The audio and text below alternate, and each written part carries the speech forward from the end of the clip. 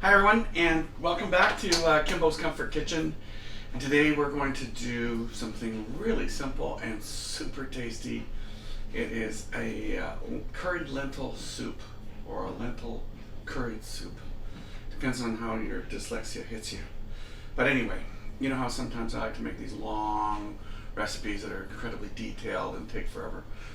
Well, this is not one of them. This one is super easy to make. We're in the winter now here as I'm filming this, and I've decided that I needed something that's going to give me some great, good comfort food for Kimbo's Comfort Kitchen. So this has got a great flavor profile on it, and as I said, super easy to make. So let's get to it. Alrighty then, let's take a look at the ingredients. It's all pretty basic. So we got butternut squash, split red lentils, vegetable broth, coconut milk. I'm using a mild curry paste. You could use powder if you want. And garlic, of course.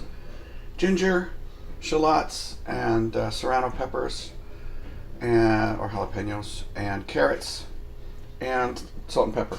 So these are the basic ingredients, and I'm going to show you how to put it all together to make a super fantastical soup. So here's the part 2 of our mise en place. Carrots are done, lentils are washed. You want to make sure you wash them well. Also look for stones, it's quite common. And I've minced garlic, and I've got the ginger chopped.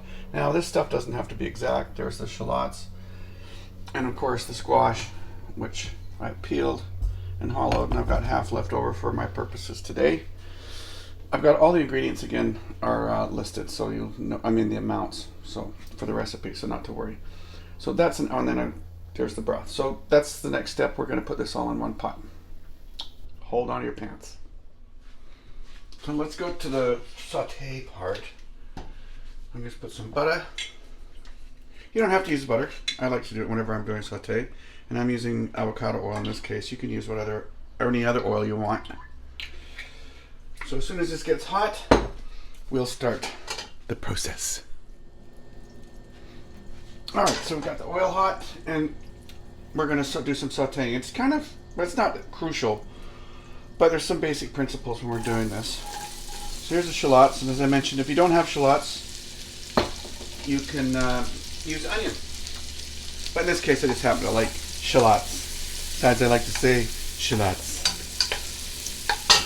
We're going to do that, and we're going to throw in some ginger and some garlic and jalapenos, but we're going to wait for this to sweat a bit.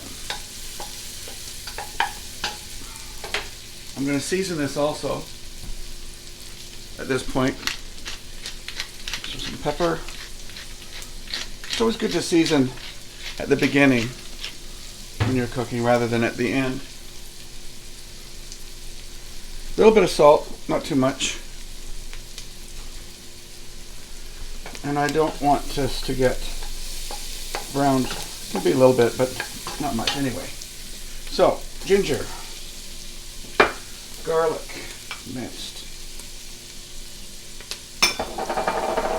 serranos, jalapenos. And I've taken the seeds out, of course, unless you want it to be really hot. So that's it for a sec. And then the next densest is the carrots, or are the carrots, plural. At the end of the day, it's not going to matter all that much because I'm going to puree this. That's why it wasn't really that important, or too terribly important about how it's cut or chopped.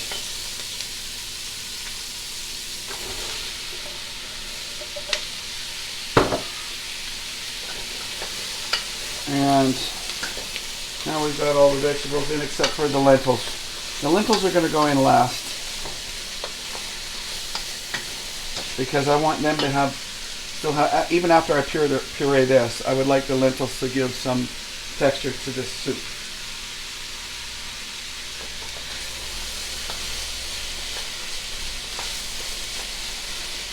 So these ingredients that I've got written down on the on the site, on my site, as well as on the YouTube site. These are guidelines. You can mix and match and add a little bit here and do stuff to taste. I'm not going to put the curry in right now. I'm going to wait until this vegetable broth has had a chance. And I've got this on high heat right now. And I'm also adding the coconut milk.